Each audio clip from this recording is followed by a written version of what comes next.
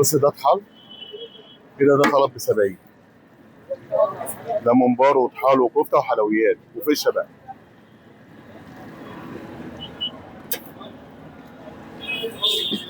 ده بقى لو زبون عايز رغيف، ده رغيف ب 40 جنيه. بنحط معاه رغيف ورغيف فاضي وكوبايه سلطه طحينه، كوبايه سلطه توته، زي ما الزبون بيطلب.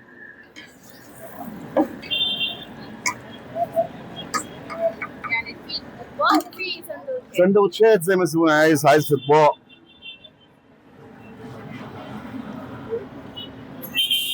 قولي طيب لو جه زبون وقال لك عايز طلب ب 20 او ب 10 تديله؟ والله هو يعني مش هضحك عليك، يعني واخد بالك دلوقتي الاسعار زادت والسلع كلها زادت، بس احنا ما بنقولش للزبون لا. اه. ما بنقولش للزبون لا، بس يعني عشان ايه؟ انت عارفه بقى دلوقتي ازاز الزيت بقت غاليه والفشه غاليه، فبنبدا من الرغيف ب 30 جنيه.